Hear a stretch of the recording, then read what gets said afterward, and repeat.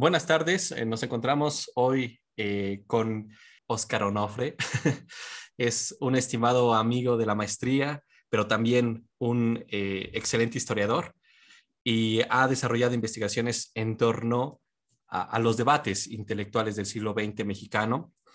Creo que el desarrollo historiográfico del doctor Óscar Onofre es en demasía potente y pues hoy nos trae una investigación sobre los intelectuales y la reflexión sobre la identidad nacional en la primera mitad del siglo XX y pues le damos la palabra. Muchas gracias, doctor Onofre, por aceptar nuestra invitación. Muchas gracias, doctor Bitsu. Como ya lo mencionaste, eres un gran amigo desde la maestría y nos une este interés por la lectura de los intelectuales, filósofos y demás hombres de ideas.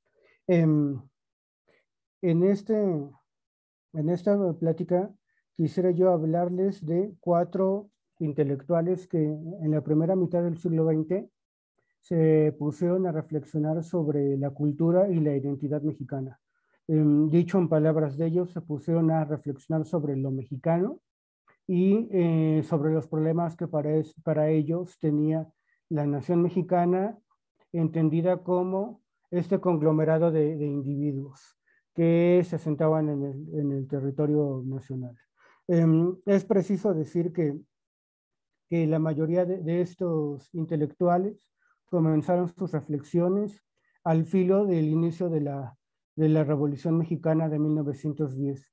Y por lo tanto se ha considerado que ellos vienen a sentar las bases junto con otros individuos que tal vez no crearon teorías tan consistentes y detalladas como ellos, de lo que después se reconocieron como los arquetipos nacionales, los estereotipos, llegan estereotipos, y también muchos de ellos sentaron los precedentes de reflexiones posteriores sobre el tema de lo mexicano, siendo una de las más reconocidas el perfil del hombre y la cultura en México de Samuel Ramos, que la publicó Ramos dentro del contexto del cardenismo en los años 30, y ya unas reflexiones posteriores y que es mucho más conocida, que es la de el laberinto de la soledad, de forma principal en el Pachuco y otros extremos de los 50, y justo en esos años, del 52 y antes,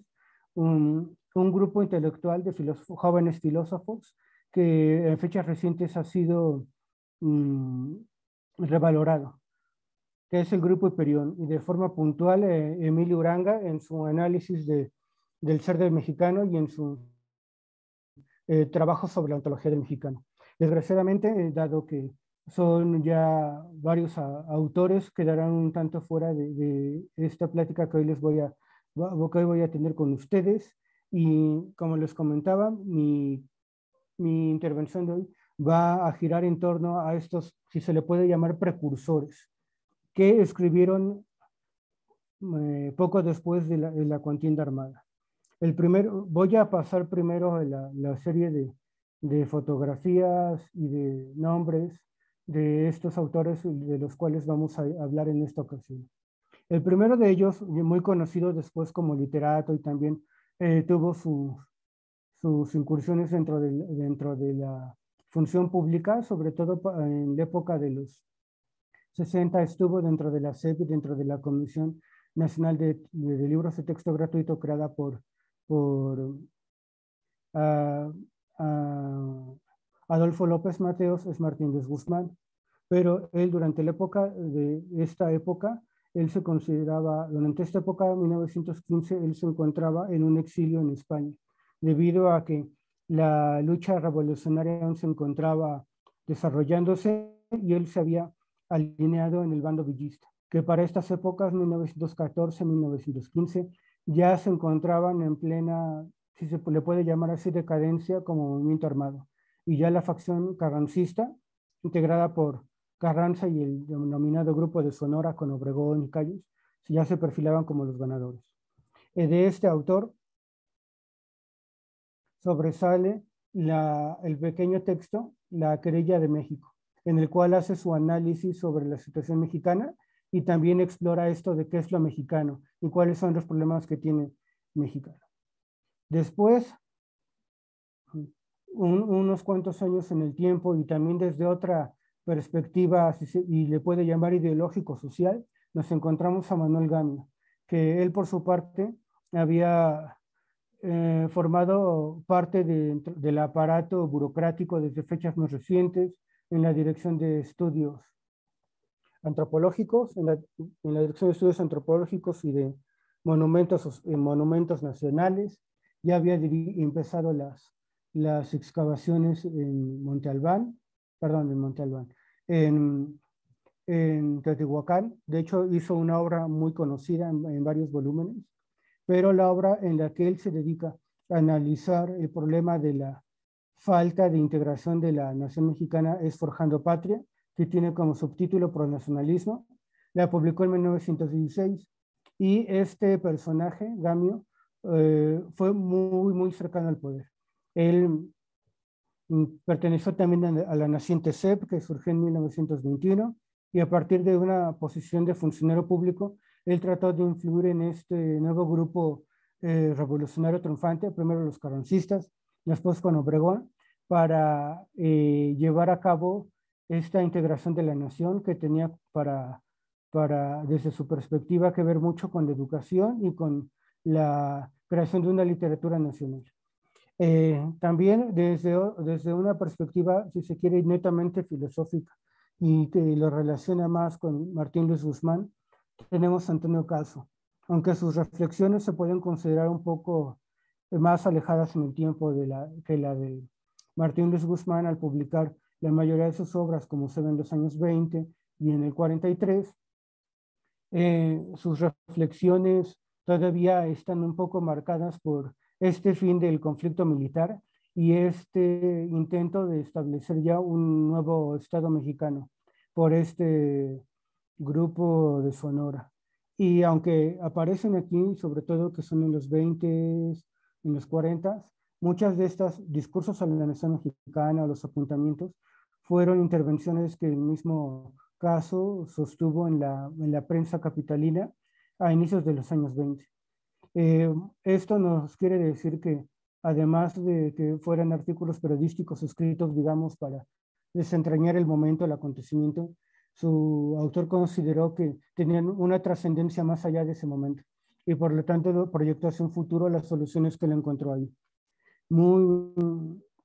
Y tenemos a otro también filósofo, abogado, que al igual que Antonio Caso y que Martín Luis Guzmán, formaron parte del Ateneo de la Juventud, que es un grupo de jóvenes inquietos, muchos estudiantes de Derecho, que en 1909, después de la Revolución de 1910, se reunían a estudiar por su cuenta filosofía, ya que consideraban que las instituciones de su tiempo estaban permeadas por el positivismo y por lo tanto los desconectaban de otras corrientes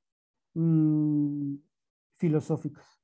En el caso de Vasconcelos, él se abrió más hacia otras culturas como el estudio del budismo y de filosofía de la India y oriental. Y en el caso de Antonio Caso y la mayoría de los miembros del Ateneo, ellos buscaron reapropiarse de la tradición clásica. Y también en ese grupo podríamos introducir a Alfonso Reyes, que, como lo comentábamos con el doctor Bitsu, es uno de los más grandes literatos y conocedores del helenismo en México. También es un intelectual muy profundo. Como les comentaba, estos textos en apariencia son asimétricos debido a que, al menos en el caso de Vasconcelos, él dedicó una obra de mayor profundidad, que es La raza cósmica.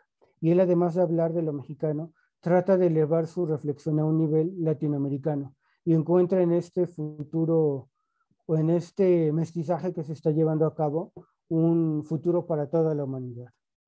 Bien, la primera obra, La querella de México, a decir de una de sus estudiosas, Susana Quintanilla, es un texto breve de apenas 71 páginas que su autor escribió marcado por el exilio en España, donde se refugió con Alfonso Reyes. Es un texto breve en extensión, aunque no en sus planteamientos.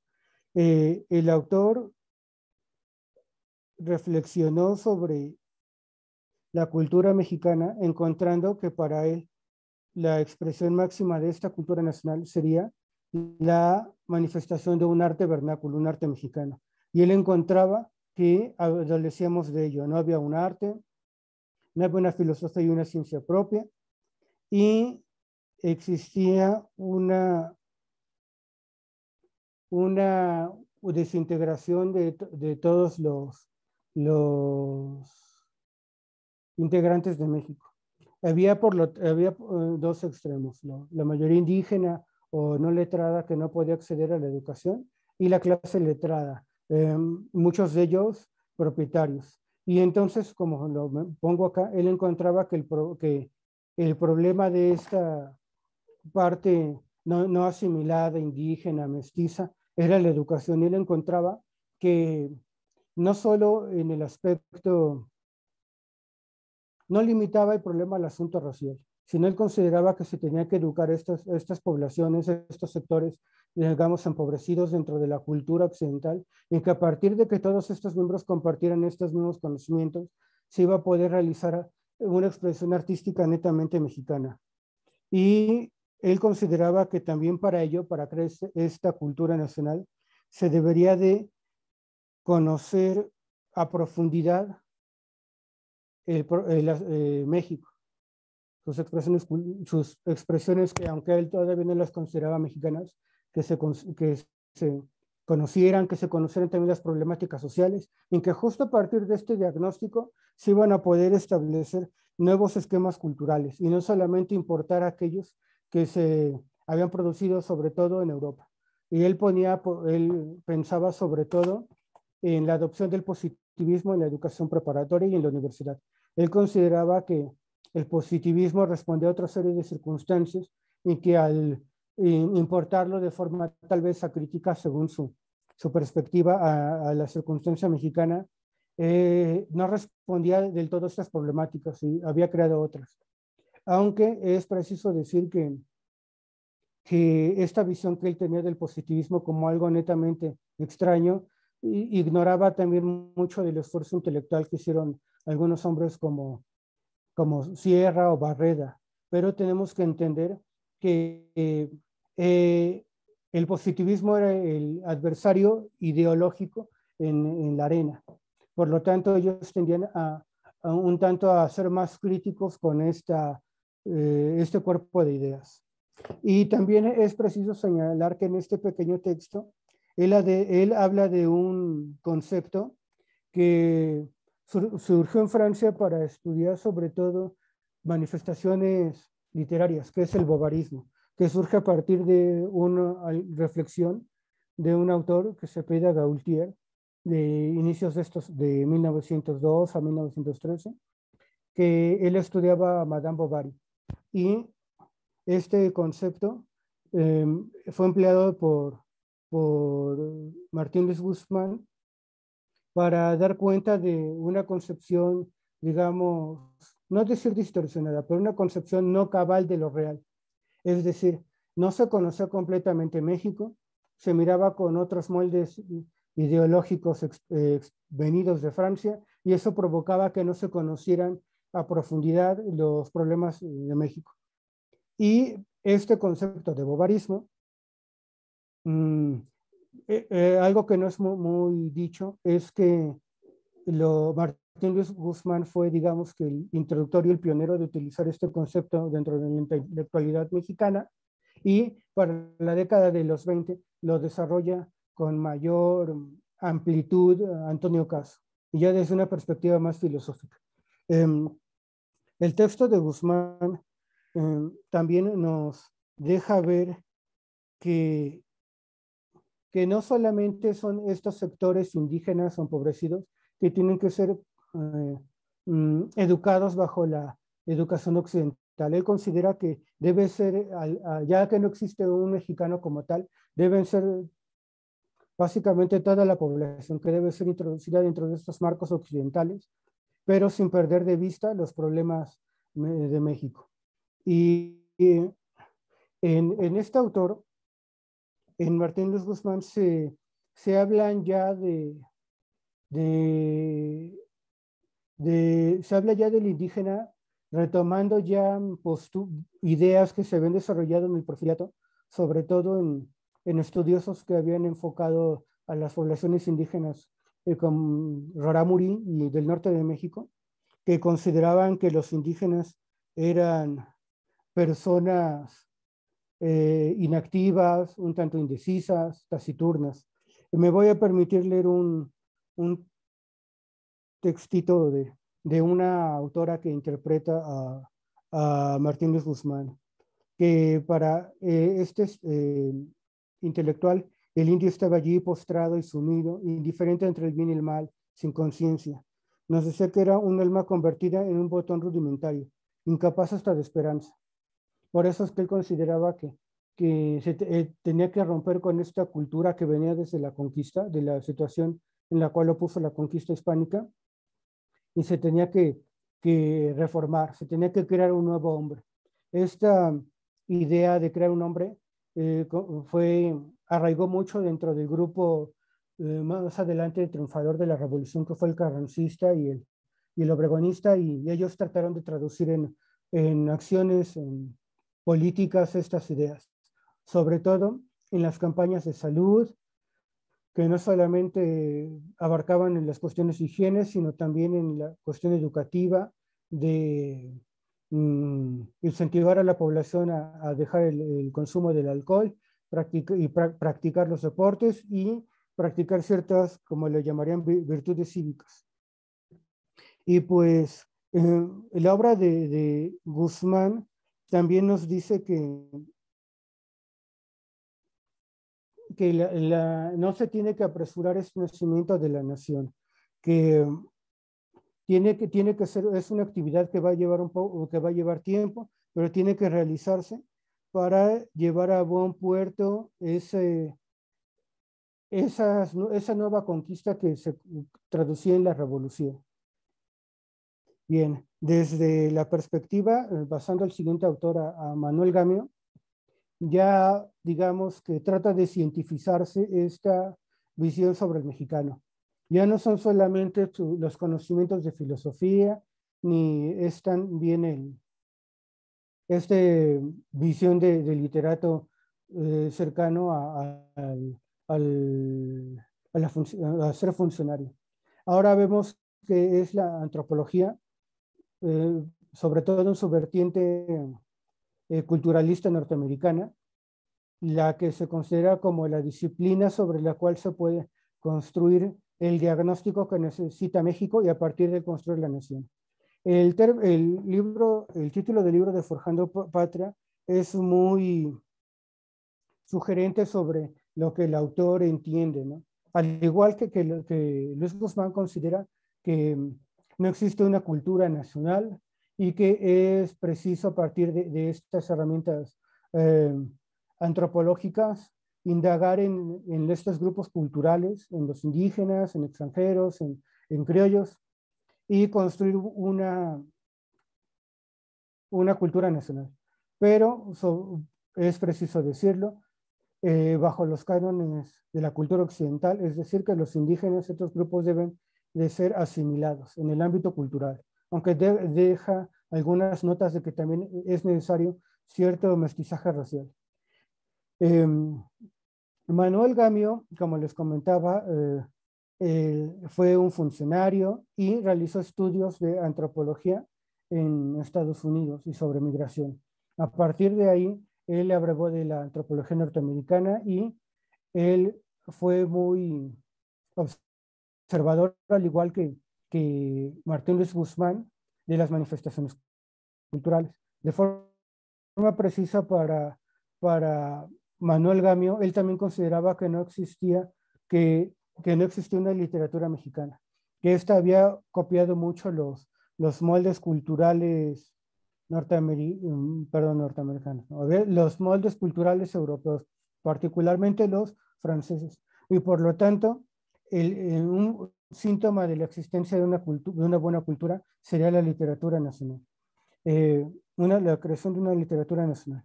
Gamio, eh, digamos que tal vez él, creyendo que esta antropología le daba más herramientas científicas, se lanzó a observar la cultura, pero digamos que no era tan científico como él creía, porque hasta donde, al menos yo he revisado, Gamio no hizo lo que se le llamaría una observación antropológica fuerte sobre estos temas que le interesaban.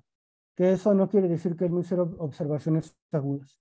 Él encontraba que un problema fundamental en México era que el territorio nacional no estaba integrado en el aspecto poblacional.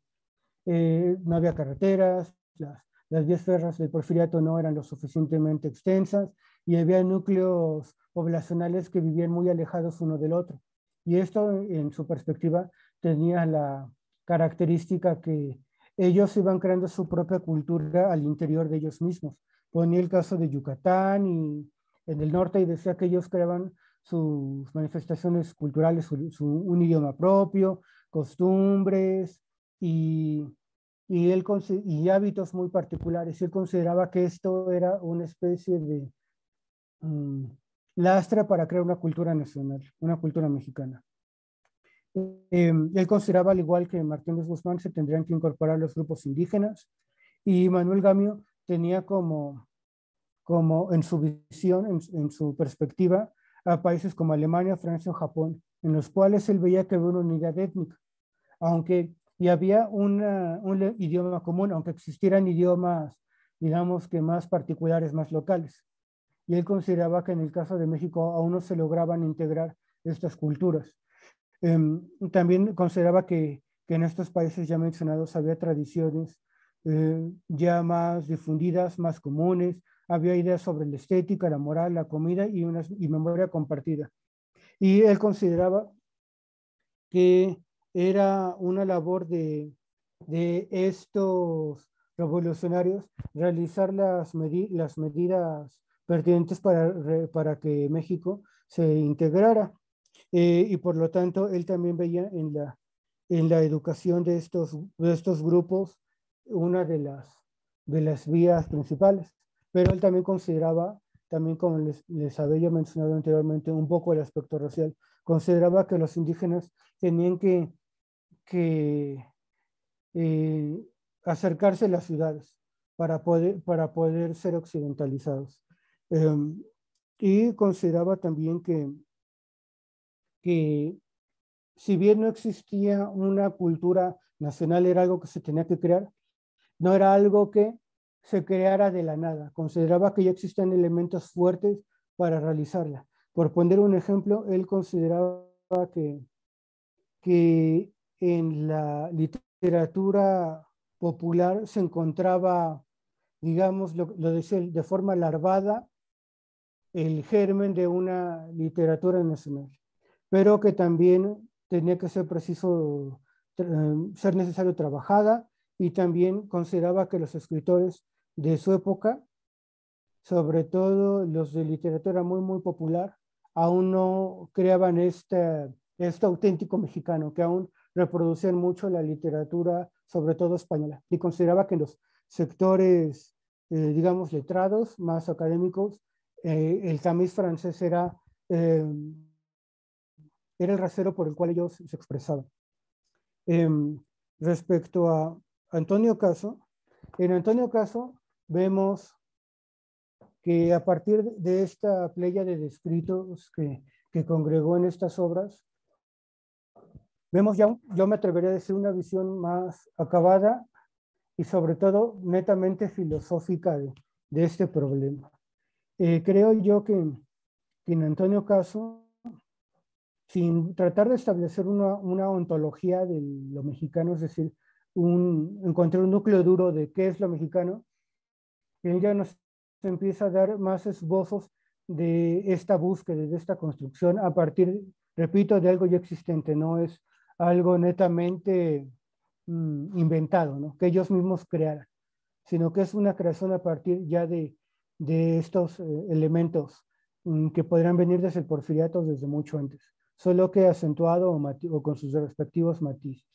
Em, Antonio Caso, al igual que Martín Luis Guzmán, utiliza el concepto de bovarismo, pero Caso lo asocia con otro concepto que él crea, que es el de imitación extralógica. Si bien el bovarismo es lo entiende al igual que Martín Luis Guzmán como una concepción no tan cabal de cómo se es decir, digamos una concepción tal vez distorsionada, la imitación extralógica es la otra pareja conceptual. Si él también lo consideraba para los individuos. Si los mexicanos no conocían bien los problemas de la sociedad y no sabían o no tenían todavía bien definido qué elementos culturales o cómo era lo mexicano, eso los llevaba a tomar de otras naciones y aplicarlos de una forma mecánica. Esa es la imitación extralógica. Nos dice en un muy bonito texto que publicó, me parece, si mal no recuerdo, en una publicación también muy interesante llamada Revista de Revistas, y le llamaba él Alas y Plomo. Y caso alejado, digamos, del discurso filosófico sistemático, se le podría considerar un discurso filosófico tal vez más uh, emotivo. Era una expresión filosófica no con la intención completamente de crear un sistema completamente redondo, sino de responder a estas preocupaciones que él veía en su sociedad. Él nos decía que para poder crear este Estado, esta forma de gobierno y poder crear los elementos culturales que hicieran posible una nueva forma de gobierno, era necesario esta metáfora de alas y plomo, que era necesario imaginar soluciones, conocer lo que se estaba produciendo en el mundo en esos años, que para los 20 ya otras revoluciones, estoy pensando sobre todo en la revolución rusa, ya habían azotado al mundo, ya se habían creado también nuevas reflexiones sobre qué era ese ser nacional en otros países.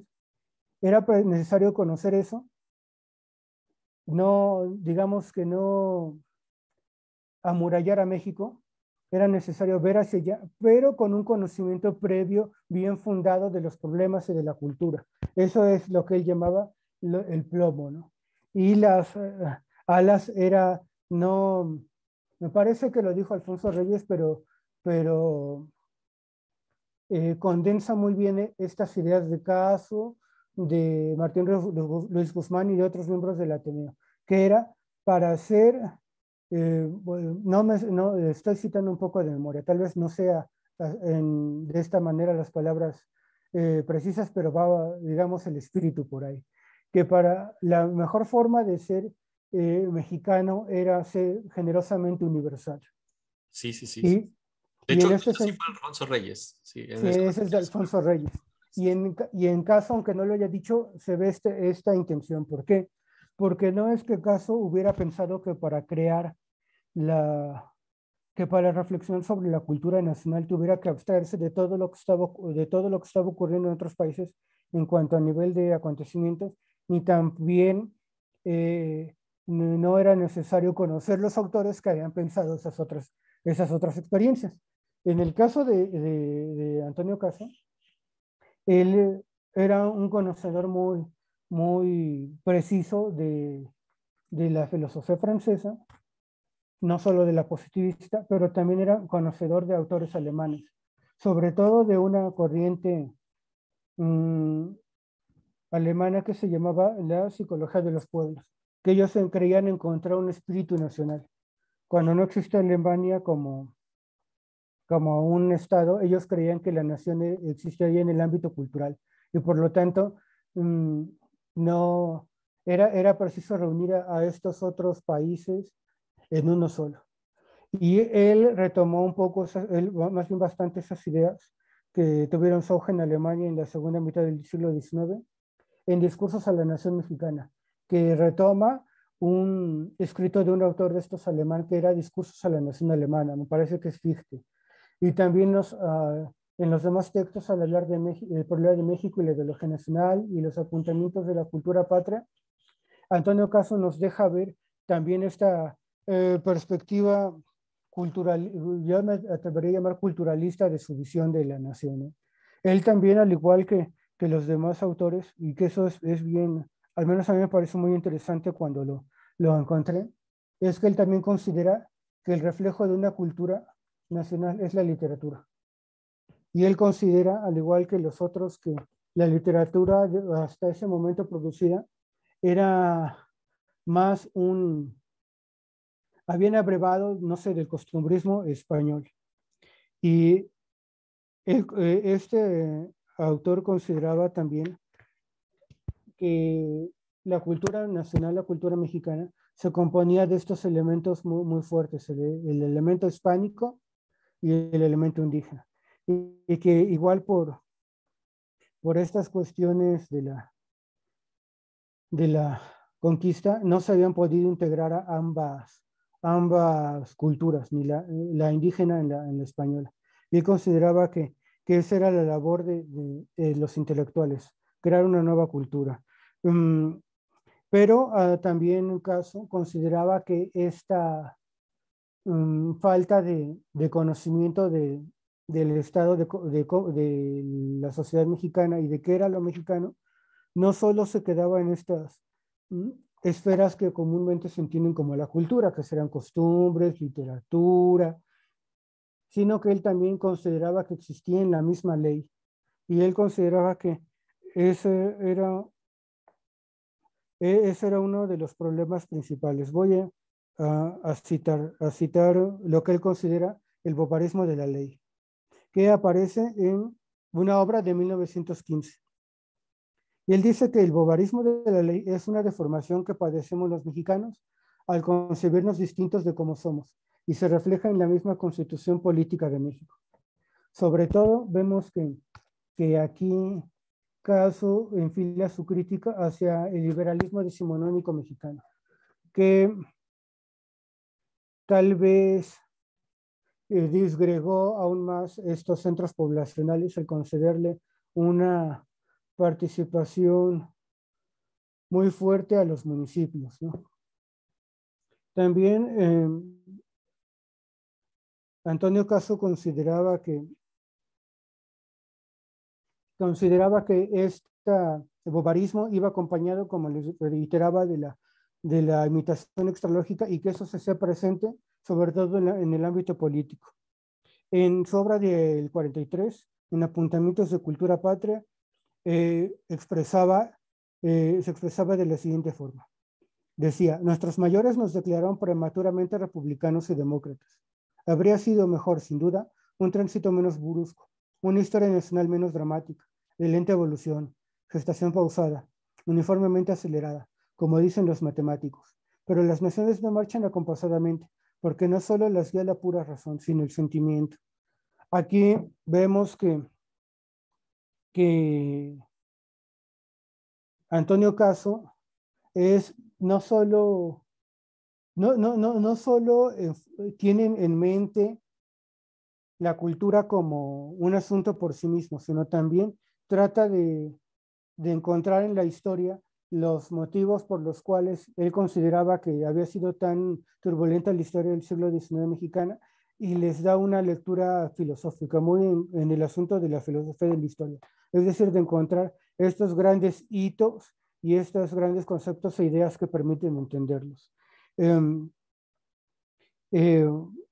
Me parece que Antonio Caso es uno de estos autores, al igual que otros miembros del Ateneo de la Juventud, como ya lo mencionaba el doctor Bitsu, como Alfonso Reyes, que deben ser leídos desde una perspectiva, ¿cómo decirlo? No complaciente, pero tal vez desde una perspectiva más amable, porque yo creo que se les ha pedido y se les ha pedido y se les ha criticado el no crear un discurso, digámoslo así, sistemático, una gran obra en la cual expresaran una idea y reflexionaran en torno a ella y todas sus implicaciones. Yo creo que al menos en estos primeros tiempos de los 40 hacia atrás, podemos hablar que la filosofía mexicana se expresaba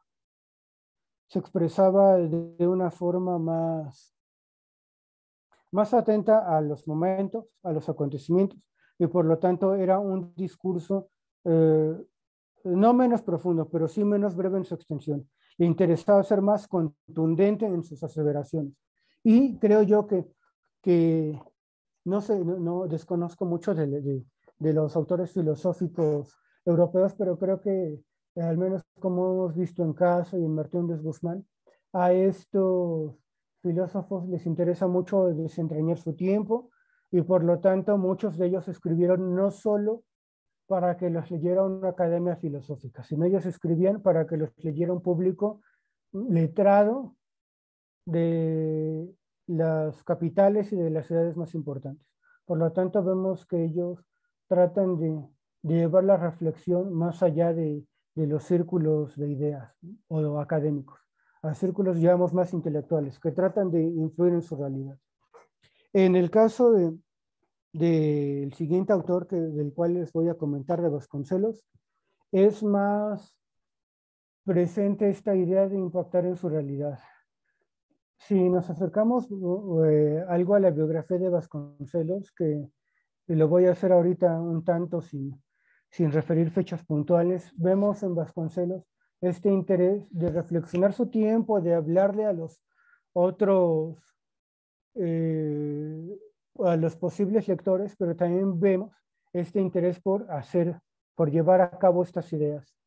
Se conjuntan en él la reflexión y la acción, digamos que no siempre de una forma equilibrada, porque si recordamos, él se lanzó en una campaña presidencial no muy afortunada y esto lo llevó al exilio. Y ahí en ese exilio en Estados Unidos, él profundizó con la lectura de autores filosóficos que en México no se leían para nada. Tiene algunos textos, me parece que sobre la filosofía indostánica, y él también crea una base filosófica propia, al igual que Caso, eran ellos muy autodidactas, ambos formados en el derecho, para alejarse del positivismo y también para entender su tiempo.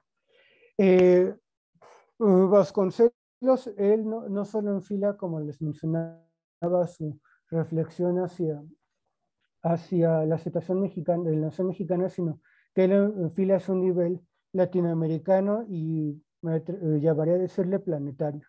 Él considera que en México, bueno, en México, en América Latina y posiblemente en otros países, está el futuro de la humanidad en un mestizaje totalmente racial y cultural, que él llamaba la raza cósmica, ¿sí? Él de una forma tal vez, ¿cómo decirlo más? Que buscaba más impacto que los otros autores. Eh, Vasconcelos tiene como interlocutores a autores de inicios del siglo XX y anteriores, como Spencer y a Mendel. Él considera que las ideas raciales, que consideraban que las razas puras eran, digamos que mantenían las características del hombre, de un tipo de hombre, él consideraba que estaban rebasadas. De hecho, él consideraba que en eso radicaba lo que él pensaba como una especie de debilidad de la cultura europea. Él consideraba que otras culturas habían demostrado que cada cultura se adaptaba a su medio. Y él consideraba que al conjuntarlas todas ellas, el hombre iba a poder, y lo menciona en alguna parte de su obra, dominar los trópicos. Y él consideraba que eso, bastante futurista, que en eso se iba a encontrar eh, tal vez la expansión de los grupos humanos a lugares en los que no se habían podido expandir antes, sobre todo los trópicos. Y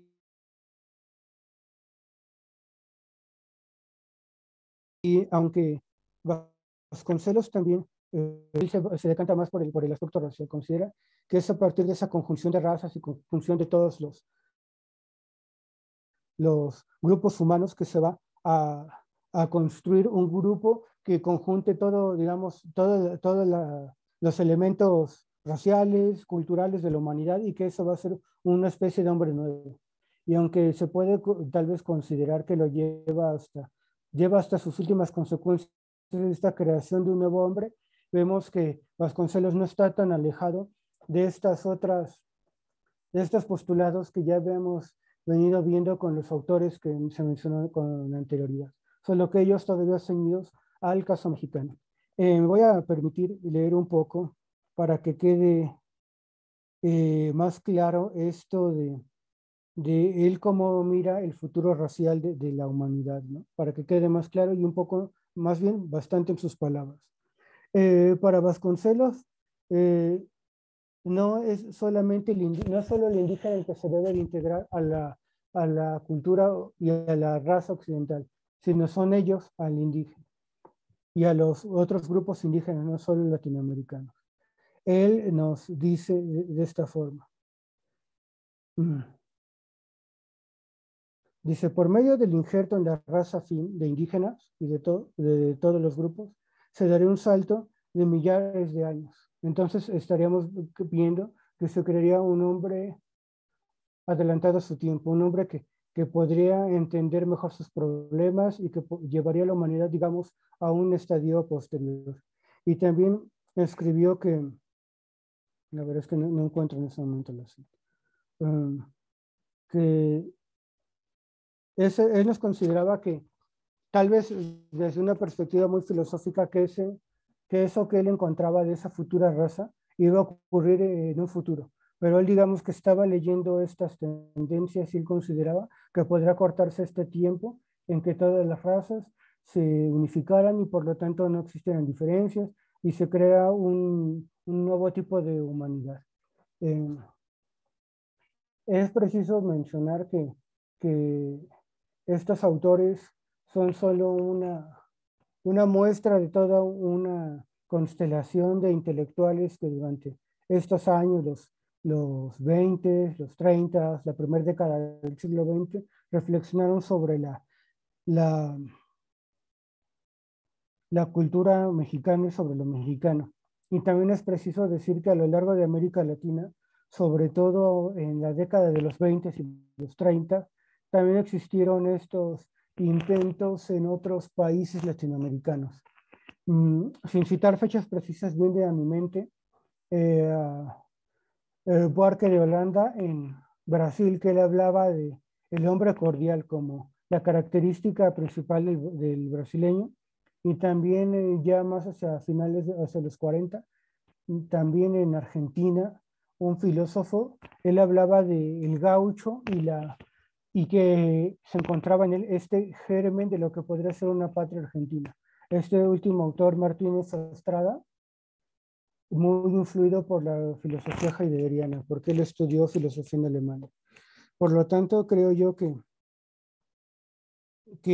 en estos años, en la primera década del siglo XX, la reflexión sobre la cultura nacional, la reflexión filosófica, no está atravesada o no se puede, si no está atravesada por, los, por las ciencias que después conocemos, que después tenemos más presentes, más presentes para ese tipo de reflexión, como fueron tal vez ya después la antropología social o otros tipos de disciplinas sociales humanistas.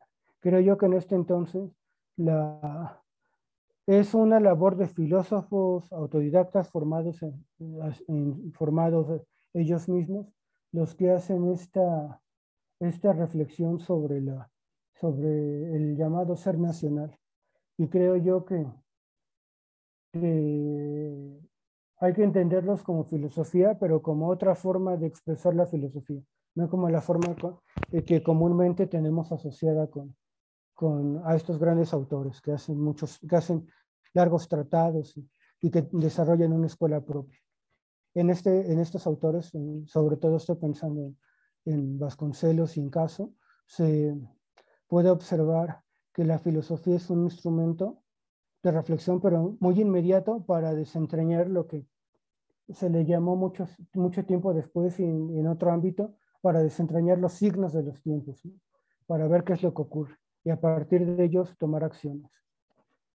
Eh, para mí es sido un gusto conversar un poco de estos temas que ya tenía un poco en el cajón con bastante polvo ya, y reitero la invitación del maestro, del doctor Bitsu, para conversar con ustedes un poco, y esta conversación pues no es tanto como para resumir las obras de estos autores, sino más bien para que ustedes las lean y puedan ver con sus propios ojos qué es lo que desean estos autores.